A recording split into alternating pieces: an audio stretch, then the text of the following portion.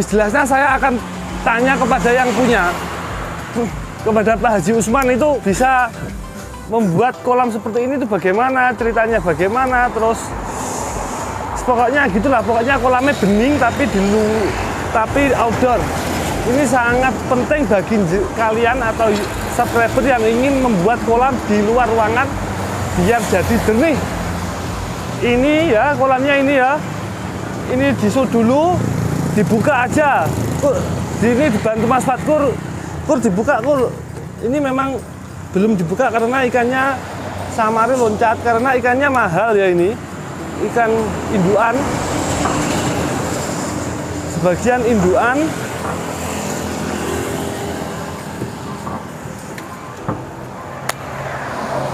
Sebagian sambil dibuka ya, biar dibuka Kang Fatkur.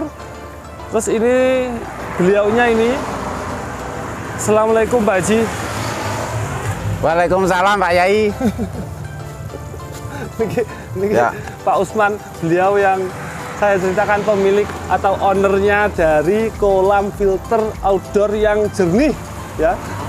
Alamatnya niki Pak Usman, alamatnya desa napa niki Pak Usman? Sumberaden Meronjo Selopuro Blitar. Sumberaden Meronjo, Kecamatan Selopuro, Kabupaten Blitar, Jawa Timur, Indonesia ya guys. Ya betul.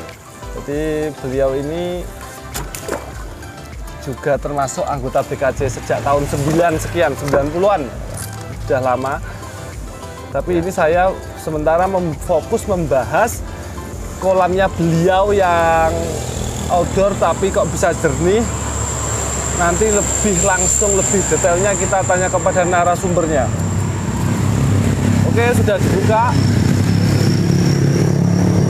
Saya itu kalau dengan orang tua ya campur bosok romo inggil. Jadi saya juga bingung.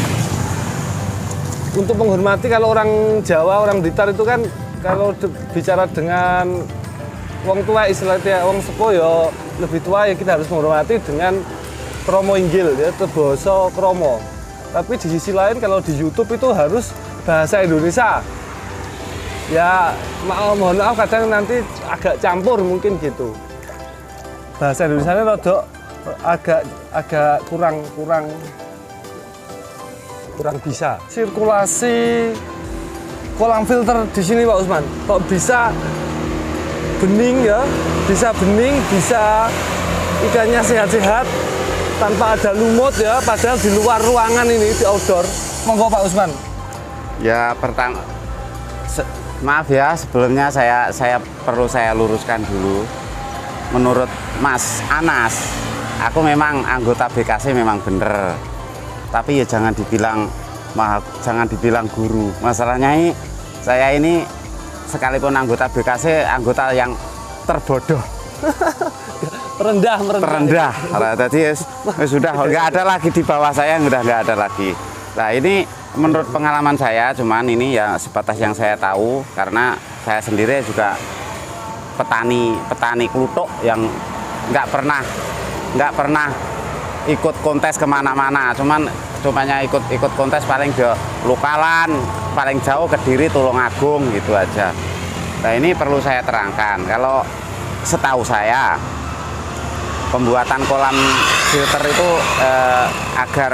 agar jernih itu pertama dari strukturnya dulu. Kolam filter itu sebaiknya chambernya banyak, sebaiknya minimal mendekati 50% atau 50%. 50% dari kolam utama? Ya betul. Nah itu setelah itu chamber ya dibuat normal lah, dibuat kira berapa, 7 atau 8 chamber atau 8 sekat lah istilahnya gitu. Terus pertamanya itu, keduanya itu sebaiknya ya dikasih tutup chambernya. Harus ditutup ya. Chamber ditutup. Ini chambernya memang ditutup, tapi mau saya buka ampun ya, karena tutupnya cor-coran. Nah. Terus selanjutnya itu air juga dikasih fermentasi. Probiotik itu Pak ya? Ya betul, dikasih probiotik. Entah itu probiotik apa ya terserah lah. Yang penting Gunanya apa itu probiotik, Pak? Ya untuk menghidupkan bakteri. Untuk menghidupkan bakteri yang di air ini ya, Pak? Nah, tadi saya lupa. Dalam chamber itu saya nggak kasih apa-apa, cuma kasih batu sama yang pertama dikasih jaring aja udah. Masalahnya jaring tujuannya untuk menyaring kotoran yang gede-gede, sedangkan yang batunya itu untuk menyaring kotoran yang lembut. Isinya cuma batu dan jaring di filter pertama. Betul. Seterusnya batu gombong. Betul. Hanya itu. Terus ini ada berapa chamber, Pak? Berapa sekat? 1, 2, 3, 4, 5, 6, 7, 8, 9. Ada 9 sekatan chamber. 9 sekatan Isinya chamber. batu gombong semua. Betul.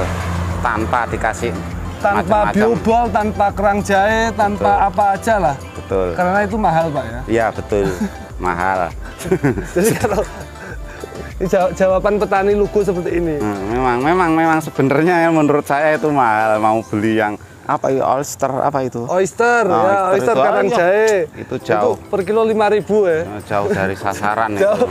Wah, itu jauh dari sasaran kata beliau. Malah ini aja udah cukup jernih kan, terus selanjutnya apa sih? Ya ini sudah cukup jernih tanpa menggunakan media apapun, ya cuma jaring di chamber pertama. Betul. Dan selain itu Batu. di 8 chamber berikutnya adalah batu gombong tok til. Itu pun nggak ada air terjunnya ini. Saya heran, ini kolam filter kok nggak ada air terjunnya. Coba di situ Pak kamera, itu nggak ada Mas ya, cuma air arus bawah ini ya. Ini jadi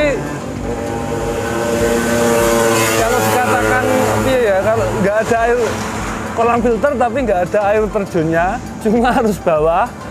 Terus saya mau bilang jelek itu sungkan karo Pak. Jelek, memang jelek, sangat Saya nggak sederhana. berani. Kolam filter nggak ada air terjunnya, Nggak.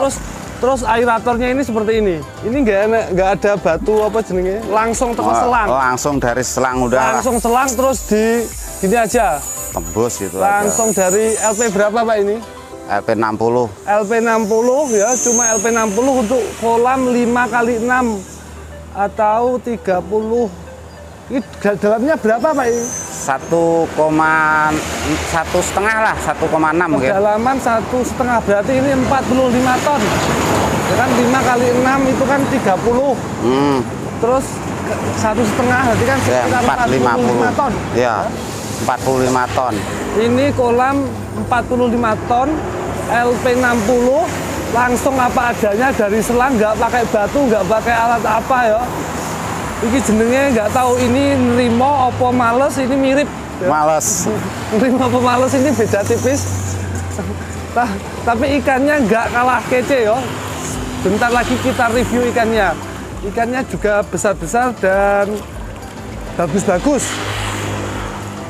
Untuk kolamnya, jadi itu tadi ya yang disampaikan oleh Pak Usman, kolam harus chambernya 50% atau kurang-kurangnya 40 ya Pak ya, Ya. 40 atau sampai 50% dari Ya. kolam utama. Kalau memang ingin jernih, sebab itu kunci daripada kolam jernih meskipun ini di luar ruangan. Ini panas jam 12 ter iki. Gosong menan iki. Di luar ruangan dan juga kuncinya kolamnya harus ditutup, filternya harus ditutup ya. Filter di chambernya harus ditutup supaya itu mungkin bakterinya hidup di sana, bakteri baiknya hidup di dalam chamber ini ya. Iya, betul. Chambernya ini letter L loh ya, bukan hanya satu baris saja. Ini letter L, sini dari sini terus ke sini ya. Ya, Ini sekitar, kalau saya nilai ini sekitar 50%. kurang dikit betulnya ini. Kurang dikit Pak ya. 40% lah. 45 sampai 50% dari kolam utama. Nah, itu menjadi kunci dari jernihnya ya. Padahal pompanya, kalau dibilang pompanya ini berapa liter Pak per jamnya? Ini pompanya nggak memenuhi syarat sebetulnya. Ya. Ini lagi ini. Sangat tidak memenuhi syarat. Masalahnya pompanya cuma 13.000. Pompanya hanya 13.000, padahal ini 45 ton, memakai pompa 13.000. Ini jadi gimana ya? Aku izin ya. Kalau saya punya kolam terus kolamnya bagus tapi terus nggak jernih, izin dengan Pak Usman. Ini kolamnya sederhana, jelek, pompanya hanya 13.000, jadi hanya sekitar sepertiga, 30% dari jumlah tonasenya air yang di dalam kolam ya. Kolamnya kan 45 ton, sedangkan ini pompanya 13.000. Berapa? Sepertiga. Sepertiga ya, sekitar 30%. Ya. Tapi kok jernih ini kalau mentoro dicacat itu sudah nggak ada air terjunnya, sudah aeratornya asal ya, pomponya kecil, ya. Medianya cuma batu tok. Ya. Tapi ikannya kok bagus dan jernih, nggak ada lumut, ini di luar ruangan tetap jernih. Tapi ini nggak bocor, Pak? Alhamdulillah nggak. Ini dulu cor atau batako disabuk? Ya batako disabuk. Oh, berarti ya disabuk gitu aja. Batako, setelah batako disabuk terus dicor gitu loh. Oh, depannya dicor lagi? Oh, berarti ini memang ada sabuknya juga dicor untuk mencegah kebocoran, karena ini di pinggir jalan raya, jalan provinsi ini banyak truk lewat, jadi pengaruh ya. Karena getaran-getaran saya aja duduk di sini rasanya ada truk lewat getar gitu, berarti apalagi kolam ini.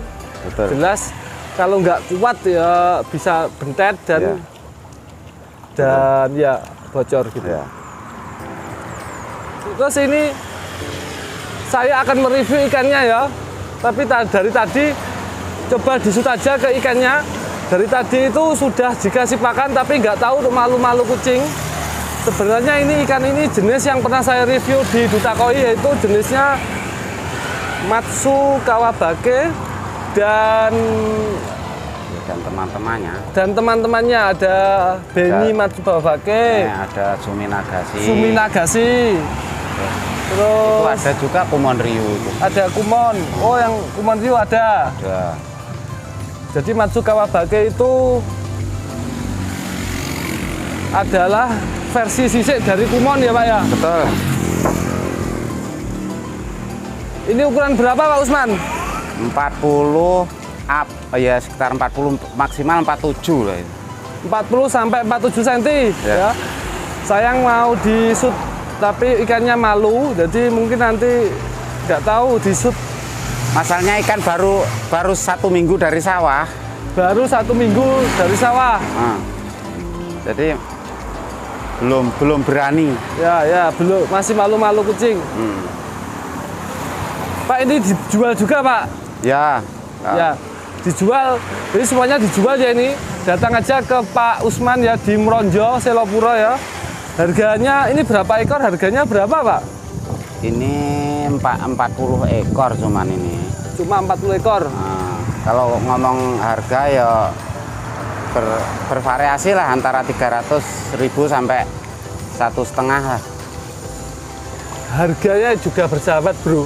Harga mulai 300 sampai 1,5 juta, ukuran 40-47 cm. Tinggal datang aja, dipilih yang mana, ecer borong, boleh Pak? Boleh. Boleh. Jadi silahkan nanti ke Pak Usman, Desa Mronjo, Selopuro, Blitar. Ya.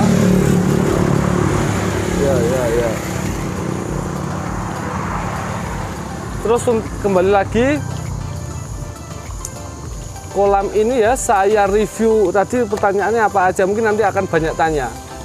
Kolam ini ukurannya kolam adalah 5x6, sedangkan chambernya ini 50%, 45 lah ya, karena kurang sedikit tadi saya dihitung. Betul. Ya, 45% dari kolam utama. Betul.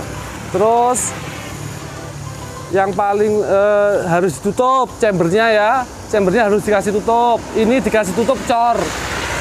Mau saya buka nggak kuat, kalau papan itu kuat. Yo, ini cor saya yo. Ampun ini kalau buka ini ya. Ini dikuras berapa lama sekali, Pak?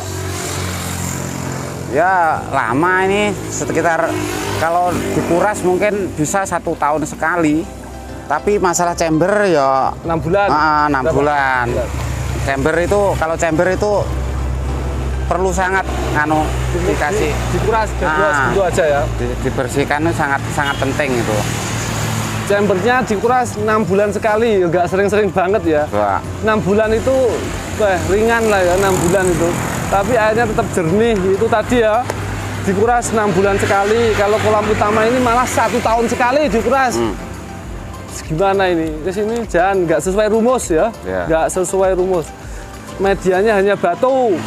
Memang kalau di Blitar umum media hanya batu semua, bukan hanya di Pak Usman.